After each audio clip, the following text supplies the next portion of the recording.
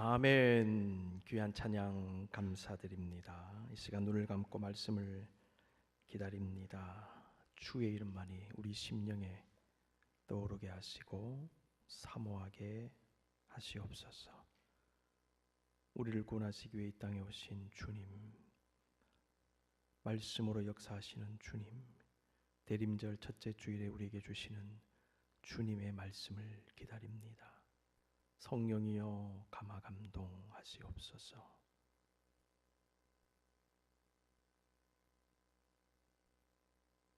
말씀 아니면 살 수 없는 저희들이 이 자리에 모였습니다. 하나님의 영이 임하셔서 우리의 마음 사로잡으시고 억눌린 마음, 복잡한 생각, 불편한 감정들까지, 인생의 짐들까지 다 풀어놓게 하시고 자유와 해방 가운데 주님의 영과 호흡하며 말씀으로 은혜 받는 이 시간, 새로운 삶의 결단이 일어나는 시간 되게 하시옵소서. 너무나 부족한 종입니다. 하나님께 맡겨드립니다. 주의 영이 인도해 주시옵소서. 감사합니다. 예수님의 이름으로 기도드립니다. 아멘. 우리는 지난 10월 12일부터 6번에 걸쳐 열왕기상에 기록된 솔로몬의 모습을 묵상해 왔습니다. 솔로몬이 칭찬받았던 모습들도 있었고 서서히 변질되어 하나님의 깊은 근심이 되어간 모습도 있었습니다. 이 모든 것 함께 묵상하면서 우리에게 적용했지요. 오늘은 솔로몬의 영적인 문제를 한 번 더 살펴보면서 우리 각자에게 주시는 하나님의 메시지를 받고 실천하기를 원합니다. 우리는 솔로몬의 삶의 방향성의 문제를 한번 살펴봐야 되겠습니다. 우리는 지난 시간 솔로몬이 애굽의 공주와 정략 결혼을 함으로써 애굽과 정치, 외교, 군사적으로 밀접한 관계 형성을 했다라고 나누었는데 그 관계 형성이 영적으로는 문제가 있는 것이었습니다. 하나님이 아니라 이방 강대국을 의지하는 것이었고요. 하나님으로부터 멀어지다 못해 이방 나라의 우상을 숭배하게 된 계기가 된 것이죠. 오늘 본문은 솔로몬이 애굽의 공주와 결혼했을 뿐만 아니라 그 외 수많은 이방 나라 여인들과도 결혼했다라고 말씀합니다. 솔로몬 왕이 바로의 딸 외에 이방의 많은 여인을 사랑하였으니 곧 모압과 암몬과 에돔과 시돈과 헷 여인이라. 여호와께서 일찍이 여러 백성에 대하여 이스라엘 자손에게 말씀하시기를 너희는 그들과 서로 통혼하지 말며 그들도 너희와 서로 통혼하게 하지 말라. 그들이 반드시 너희의 마음을 돌려 그들의 신들을 따르게 하리라 하셨으나 솔로몬이 그들을 사랑하였더라. 사실 이 말씀은 하나님께서 솔로몬의 시대 훨씬 이전에 이스라엘 백성들이 출애굽하여 광야 생활할 때에 신명기 7장 3절과 4절을 통해 이미 주신 말씀입니다. 이스라엘 백성이 가나안 땅에 들어가서 반드시 지켜야 하는 말씀 중에 하나였습니다. 한번 확인해 봅니다. 신명기 7장 3절 4절 또 그들과 혼인하지도 말지니 내 딸을 그들의 아들에게 주지 말 것이요 그들의 딸도 내 며느리로 삼지 말 것은 그가 내 아들을 유혹하여 그가 여호와를 떠나고 다른 신들을 섬기게 하므로 여호와께서 너희에게 진노하사 갑자기 너희를 멸하실 것임이니라. 몇 문장 빼고는 정확하게 일치하죠. 오늘 본문 왕상 11장 2절은 솔로몬이 이 말씀, 이스라엘 백성들이 광야 생활할 때 주어진 이 말씀, 자신의 민족들이 가나안 땅에서 대대로 지켜야 했던 이 말씀을 정면으로 어겼음을 우리에게 보여주는 것입니다. 우리는 지난 시간 병거와 말을 지나치게 많이 가지려 했던 솔로몬이 이스라엘 왕들은 병거와 말을 많이 두어서는 안 된다는 하나님의 말씀을 지키지 않았음을 나누었습니다. 성경은 솔로몬의 마음이 변질되면서 하나님의 계명들을 어기기 시작했습니다. 다양한 계명들을 어겨왔습니다. 의도적으로 하나둘씩 서서히 지속적으로. 저는 이 단어를 생각해 보았어요. 의도적으로 어깁니다. 어떻게 하다가 어긴 게 아닙니다. 하나 둘씩 어깁니다. 3개, 4개, 5개 점점 올라갑니다. 서서히 그리고 지속적으로 중단 없이. 하나님은 솔로몬이 지혜를 구했을 때 응답하시면서 복을 약속하셨는데 복의 조건이 무엇인가? 다윗과 같이 하나님의 계명을 지키는 것이었습니다. 왕상 3장 14절 내가 만일 내 아버지 다윗의 행함같이 내 길로 행하며 내 법도와 명령을 지키면 내가 또 내 날을 길게 하리라. 지키면 복의 조건이었습니다. 근데 마음이 돌아선 솔로몬은 이 말씀을 무시했습니다. 이러한 솔로몬의 변질은 그가 영적 방향을 상실한 모습으로 표현해 볼 수 있겠습니다. 영적 방향을 상실한 모습. 솔로몬은 시간이 지날수록 영적인 방향을 잃었고 원래 가야 하는 방향에서 점점 더 멀어져 갔던 것입니다. 여러분, 배를 타고 항해를 할 때에 나침판에 한 도만 틀어져도 배는 나중에 다른 항구에 들어가게 돼요. 각도기, 예전에 우리 초등학교 다닐 때 각도기 가지고 많이 이렇게 수업 시간에 공부했습니다. 처음에는 조금 각도가 틀어지는데 나중에는 이렇게 벌어지는 것입니다. 우리는 삶에서의 작은 선택이 방향과 결과에 있어서 엄청난 차이를 만들 수도 있음을 알아야 합니다. 솔로몬은 하나님으로부터 점점 더 멀어지고 있었습니다. 솔로몬은 자신이 하나님을 섬기지 않겠다, 하나님을 떠나겠다라고 말한 적이 없습니다. 그럼에도 그가 하나님 외에 다른 것들을 사랑하면 할수록 하나님은 점점 더 덜 사랑해져 갔습니다. 그 상태가 지속되자 어느 순간 하나님을 위해 살지 않는 인생이 되고 말았습니다. 여러분, 하나님을 위해 사는 인생이 되어야 되지 하나님을 위해 살지 않는 인생이 되면 안 됩니다. 우리 역시 이런 모습 가질 수도 있지 않겠습니까? 우리 역시 내가 하나님 믿지 않는다고 말하거나 신앙생활 중단하겠다고 말하지는 않지만은 하나님보다 다른 것을 더 사랑하고 더 중하게 여기고 그것에 집착하는 상황이 계속되면 어느 순간 하나님과는 상관없는 사람으로 전락해 버릴 수도 있는 것입니다. 여러분, 사실 불신자와 신자는 종이 한 장 차이예요. 이게 동전의 양면 같거든요. 이게 확 바뀔 수가 있다는 거예요. 하나님을 사랑하지 않는다면 당연히 하나님을 떠나겠지요.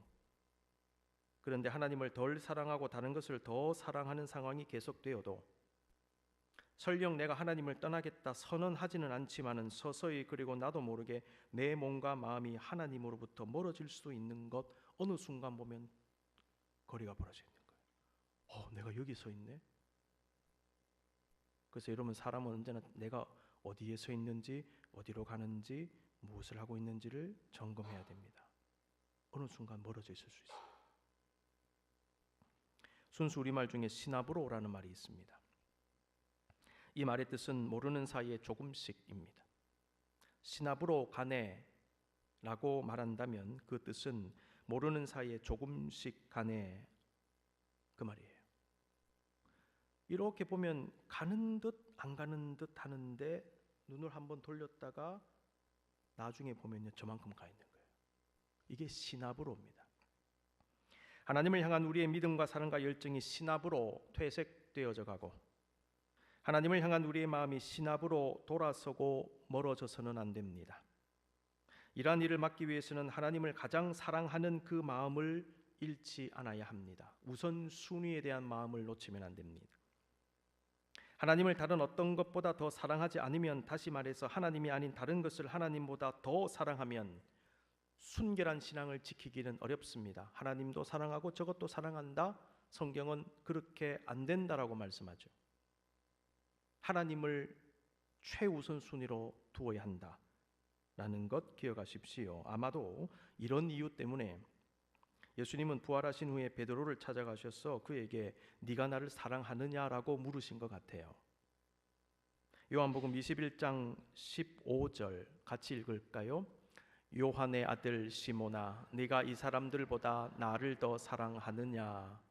이 질문하시고 베드로의 사랑을 확인하신 후에 그 다음에 다시 소명과 사명을 주셨다는 사실.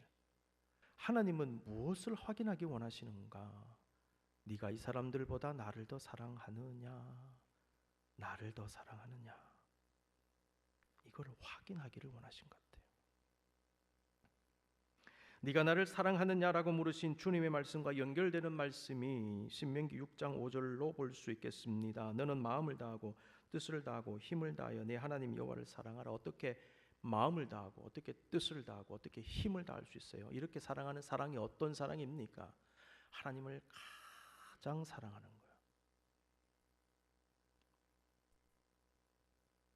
이 말씀은 우리의 신앙의 철칙과도 같은 말씀입니다. 철칙, 변경하거나 어길 수 없는 법칙, 철칙입니다. 솔로몬은 바로 이 말씀, 하나님을 온 마음을 다해 세상의 어떤 것보다도 사랑해야 한다는 말씀을 지키지 못했습니다. 오늘 본문 왕상 11장 2절은 솔로몬이 이방 여인들과 결혼하지 말라는 하나님의 명령을 어기고 그들과 결혼했는데, 그 마지막 문장에 좀 주목할 필요가 있습니다. 솔로몬이 그들을 사랑했다라고 말씀하고 있어요. 당연한 거죠. 사랑하지 않는데 어떻게 결혼할까요? 물론 정략 결혼이기 때문에 다른 목적으로 결혼할 수도 있었겠죠. 근데 이 사랑이라는 말을 보면 단순히 이성 간의 사랑이냐, 이방 여인이라도 이성적으로 사랑하고 할 수 있는 것 아니냐, 그런 종류의 사랑이 아닐까라고 생각하지만 원문을 보면 생각이 좀 달라집니다.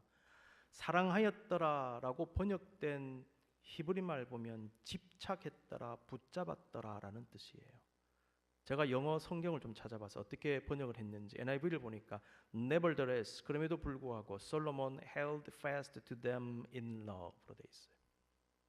굳이 번역하자면 사랑으로 그들을 굳게 붙잡았다. NRSV 보니까 Solomon clung to these in love. 솔로몬은 사랑함으로 그들에게 매달렸다 혹은 집착했다. 솔로몬의 사랑은 단순한 이성적 사랑이 아니라 집착하는 사랑, 그들을 강하게 붙잡는 사랑이었다는 것입니다. 솔로몬은 그 여인들에게 매달렸던 것이에요. 이게 문제입니다. 원래의 마음을 잃어버린 솔로몬의 모습을 보게 되죠. 솔로몬은 서서히 하나님을 향해 가진 원래의 마음을 잃어버리고 말았습니다. 성도의 과제 중에 하나가 뭔가? 하나님을 향한 본연의 마음, 처음 사랑을 회복하고 유지하는 것입니다. 예수 그리스도께서는 요한계시록에서 에베소 교회가 처음 사랑을 잃어버렸다라고 꾸중하셨습니다. 요한계시록 2장 4절 말씀 같이 읽습니다. 시작. 그러나 너를 책망할 것이 있나니 너의 처음 사랑을 버렸느니라. 너 보니까 처음 사랑을 버렸네. 너의 그 순수했던 마음이 어디로 갔느냐?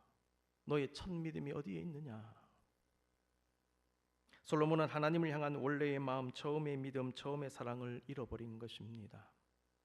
역사 속의 수많은 교회들과 성도들 역시 솔로몬과 유사한 모습으로 바뀌어져 갔음을 볼 수 있습니다. 성령의 임재 역사로 이 땅에 세워진 교회는 인류 구원을 위하여 십자가에서 죽으신 예수님을 따라 신앙을 지키기 위해 목숨까지 버린 신앙을 가지고 있었던 적이 있었습니다. 지금도 그런 신앙을 가지고 계신 분들이 많죠. 이걸 순교적 신앙이라고 말할 수 있겠습니다.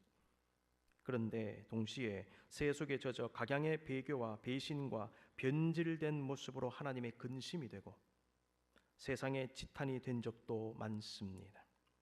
16세기 종교개혁 운동이 추구한 것 중에 하나는 교회와 성도가 가져야 되는 원래의 모습의 회복이라고 말할 수 있습니다. 그 당시 많은 교회들과 성직자들과 성도들의 마음은 솔로몬과 같이 하나님으로부터 돌아서 있었습니다. 종교개혁은 하나님으로부터 마음이 돌아선 교회와 성직자들과 성도들의 마음을 다시 하나님께로 돌리는 것입니다. 종교개혁 거창하게 생각하지 마십시다. 마음 돌리는 거예요.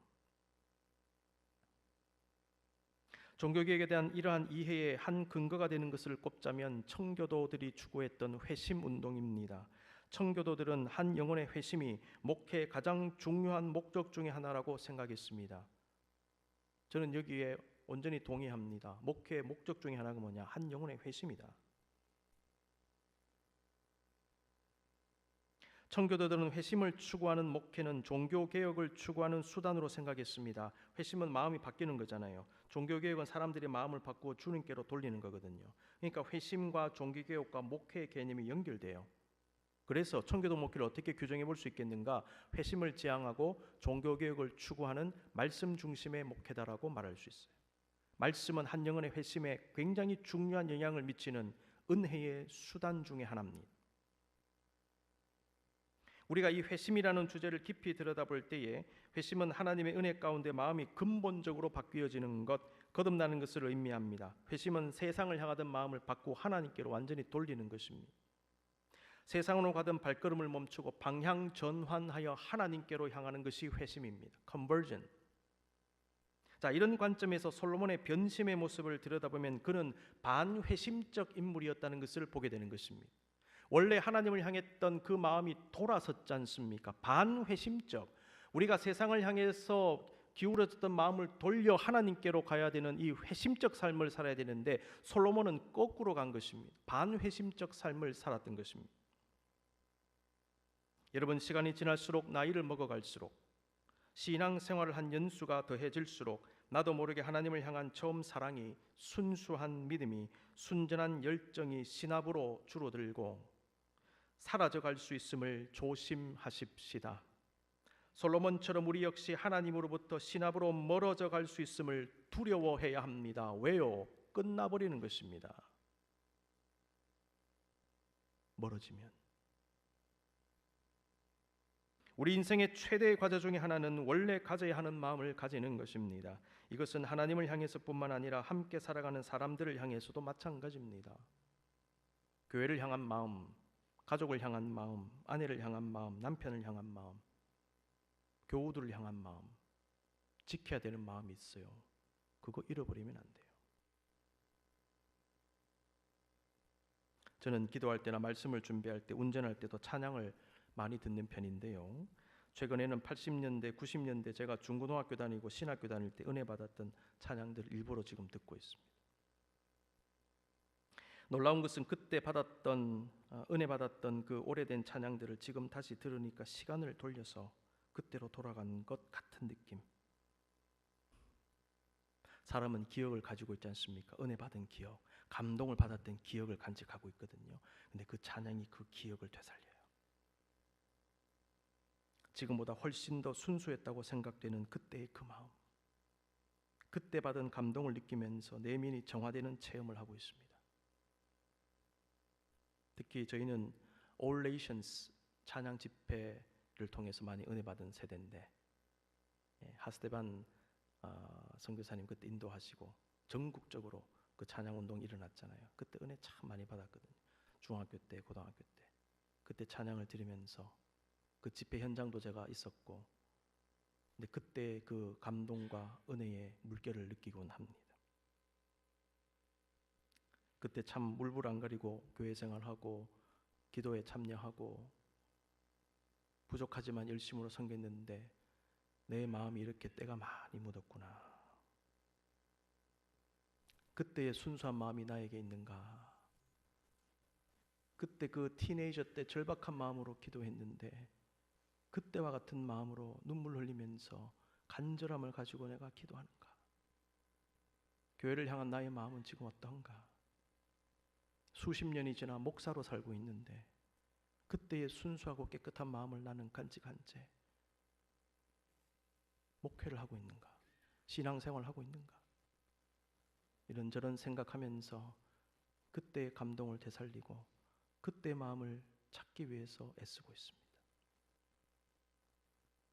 하나님은 지금 세속에 젖어 영적으로 때가 묻어가는 우리에게 하나님을 향해 원래 가져야 되는 마음, 처음 사랑을 회복하라고 말씀하십니다. 하나님을 향해 원래 가져야 하는 마음을 가지기 원하는 우리는 그렇다면 어떻게 해야 할까요? 오늘 몇 가지 나누고 마칩니다. 순간순간 주님을 계속 선택하고 선택한 주님께 머물러 있으십시오.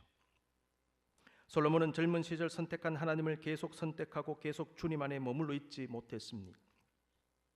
솔로몬은 시간이 지날수록 주님이 아닌 다른 것을, 이방 여인들을, 물질을, 권력을 선택하고 그것에 머물려고 했습니다. 그래서 욕심을 부렸죠. 불안함 가운데 집착했습니다. 교만한 가운데 더 많이 쌓고 더 높이 쌓으려고 했어요. 왜? 머물려고 그러는 거예요. 여러분, 신앙이 무엇입니까?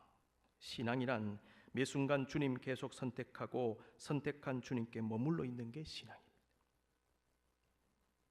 여호수아는 죽기 전에 남긴 고별 설교에서 자신과 자신의 가정은 오직 하나님만을 선택하겠다고 말했습니다.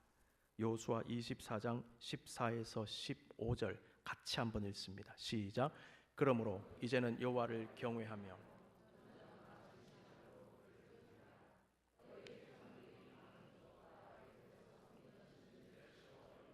여호와만 섬기라. 만일 여호와를 섬기는 것이 너희에게 좋지 않게 보이거든 너희 조상들이 강 저쪽에서 섬기던 신들이든지 또는 너희가 거주하는 땅에 있는 아모리 족속의 신들이든지 너희가 섬길 자를 오늘 택하라. 오직 나와 내 집은 여호와를 섬기겠노라 하니 다 떠나도 다 배신해도 나와 내 집은 여호와를 섬긴다. 그러니 너희 알아서 선택해라. 나와 내 집은 죽어도 여호와를 섬긴다. 하나님은 오늘 우리에게 세상의 어떤 것들이 더 중요하게 보여도, 더 귀하게 보여도, 우리에게 더 유익을 줄 수 있게 보여도, 나에게 어떤 유혹이 있어도, 내가 어떤 성공과 성취를 이루고 어떤 자리에 올라도, 나에게 어떤 고난과 어려움이 있어도, 내가 병들어도, 내가 실패해도, 내가 가난해도, 어떤 상황 속에서도 네가 하나님을 선택하겠느냐라고 물으십니다. 네가 좀 잘 되고 있느냐? 너 하나님 선택하겠느냐?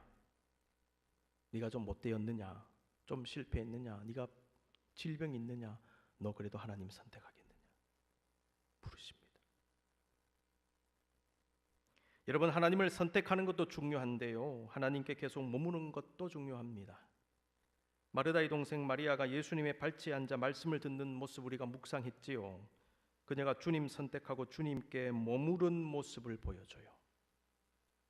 선택과 머무름.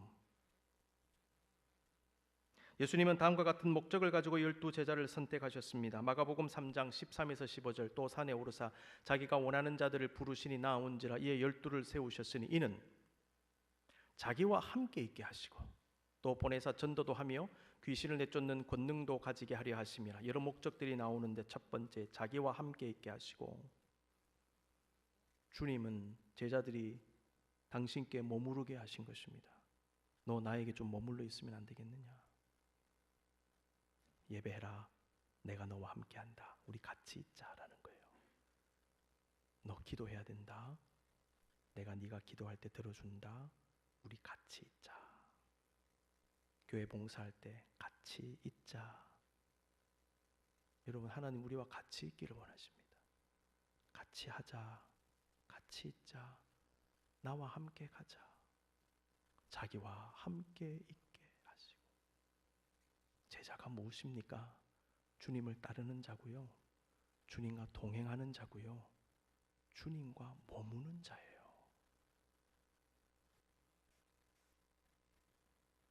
순간순간 하나님 선택하여 하나님께 머물고 순간순간 성령의 음성을 듣고 성령의 뜻을 행하기 위해 필요한 것이 그렇다면 무엇일까? 육신의 정욕을 제어하는 것입니다.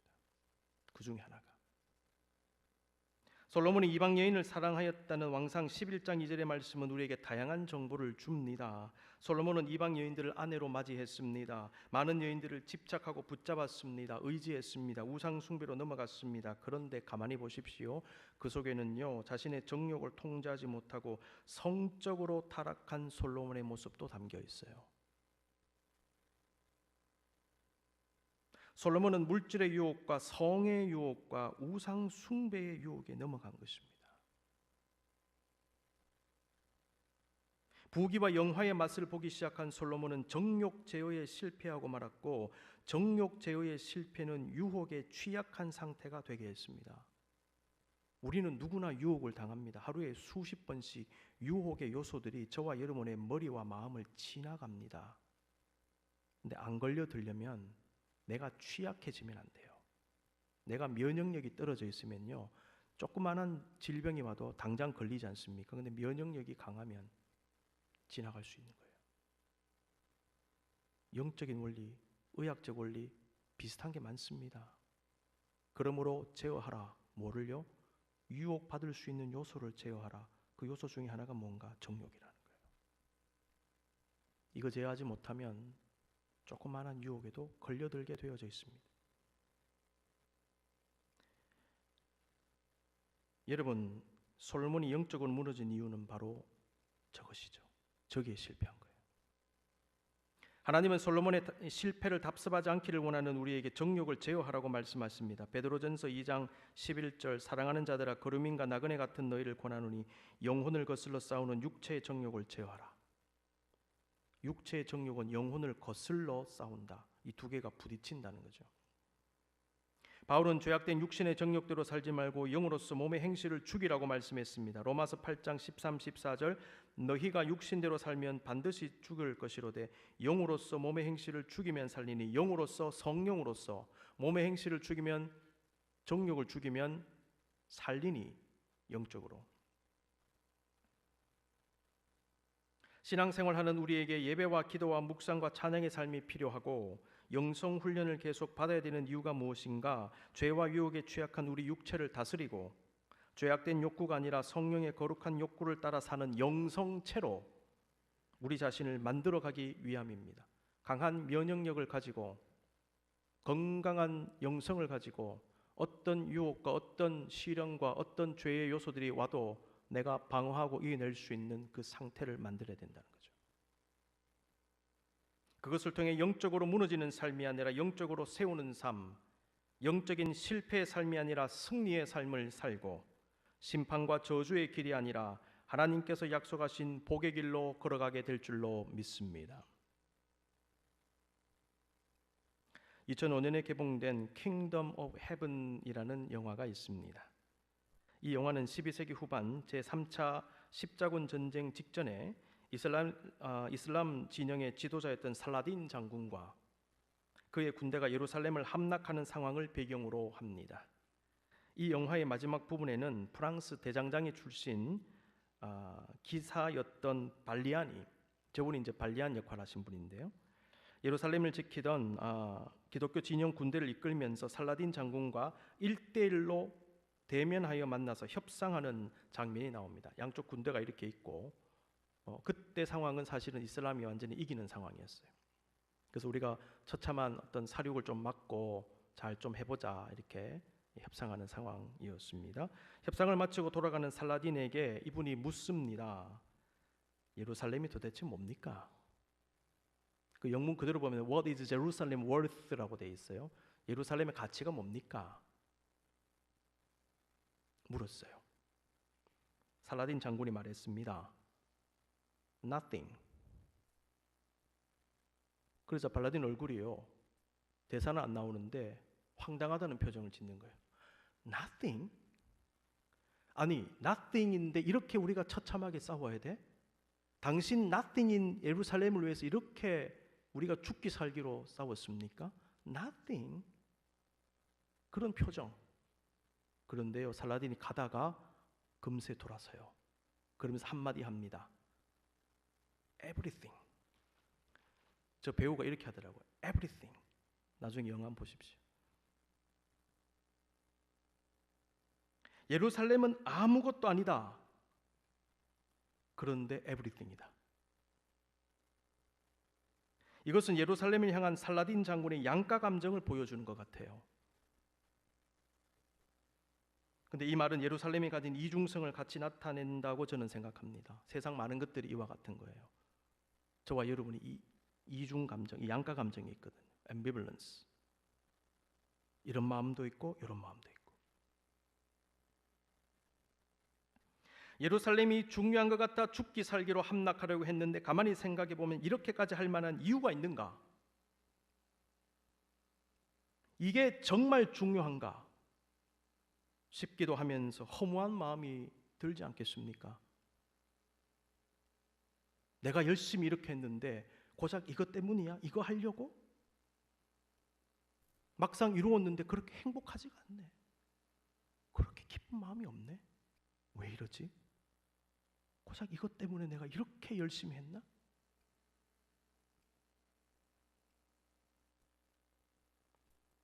이런 양가 감정은 이 세상의 것들을 향해 우리가 어떤 마음을 가져야 하는지를 고민해 보게 합니다. 이 세상 많은 것들이 everything인 것처럼 보였는데 사실 nothing처럼 여겨질 때가 있다는 거예요. 반대로 nothing인 것 같았는데 사실은 everything이라는 사실을 뒤늦게 발견하는 거예요. 그때 별것 아닌 것 같았는데, 그때 그냥 지나쳤는데 가만히 생각해 보니까 that was everything. 그게 모든 것이었구나. 그게 정말 중요한 것이었구나. 우리에게는 무엇이 모든 것입니까? 무엇이 everything입니까? 여러분 질문해 보십시오. 여러분에게 지금 무엇이 everything입니까? 뭘 추구하십니까? 뭘 붙잡으시기 원하십니까? 어디로 가고 계십니까? 왜 그렇게 하십니까? What is everything to us? For what?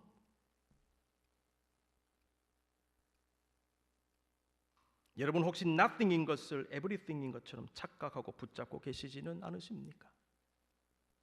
많은 사람들이 하나님을 믿는 신앙을, 구원을, 영적인 복을 별것 아닌 것처럼 그냥 종교적인 이야기고 나와는 딱히 상관없는 이야기처럼 여깁니다.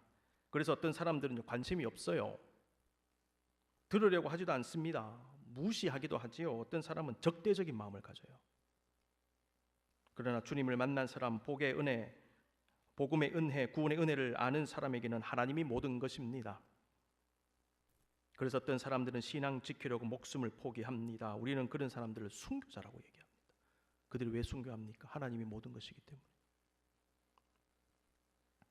만약 우리에게 하나님이 모든 것이라면, 하나님이 이 세상 그 어떤 것보다도 나에게 더 중요하다면, 하나님이 우리에게 everything이라면 우리는 하나님 선택하고 우리가 선택한 하나님께 머물러 있을 수 있습니다.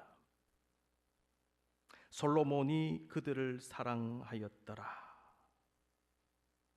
솔로몬은 시간이 지날수록 다른 것을 선택했고 다른 것에 머물러 있었습니다. 잠시 눈을 감고 묵상하십시다.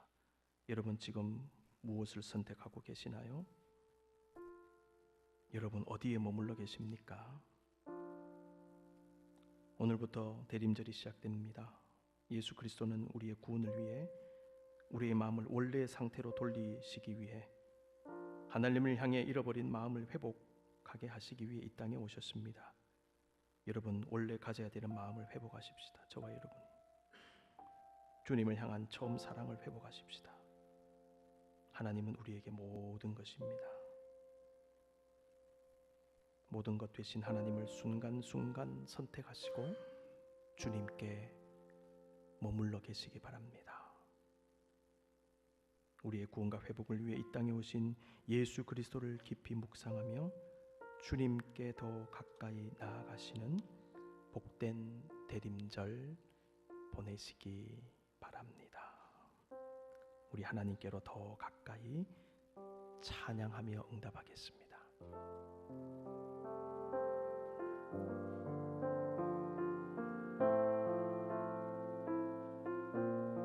우리의 마음을 돌려 하나님께로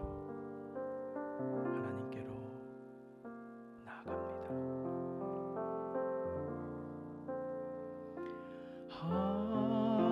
하나님께로 더 가까이 갑니다. 보통 가운데 계신 주님, 변함없는 주님의 그 신사랑 영원히 주님만을 섬기리.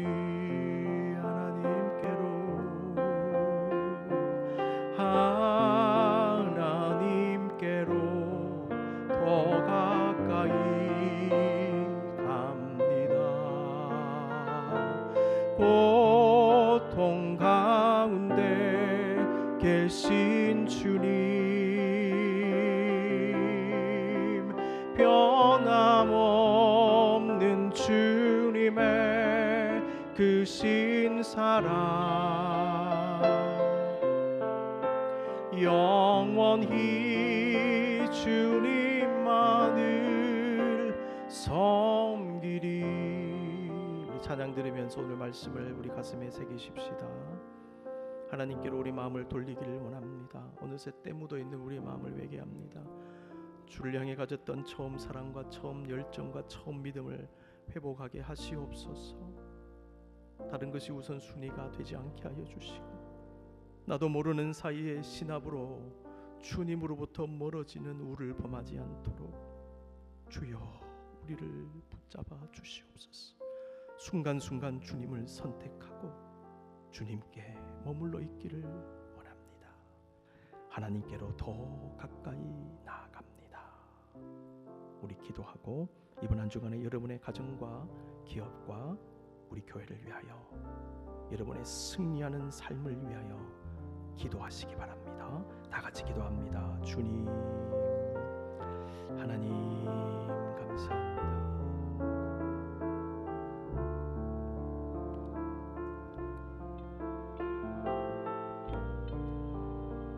하나님께로 더 가까이, 주님께로 더 가까이, 오 주님께 머물기 원합니다. 우리의 마음 변심하지 않게 도와주시옵소서. 처음 사랑을 회복하게 하여 주시고 처음의 열정을 회복하기를 원합니다. 이번 한 주간의 모든 삶을 지켜주옵소서. 승리하는 믿음의 삶, 영적인 삶, 하나님을 영화롭게 하는 우리의 삶이 되게 해 주시옵소서. 세상 그 어떤 것이 아니라 오직 주님만이 우리의 갈급함을 채워 주십니다.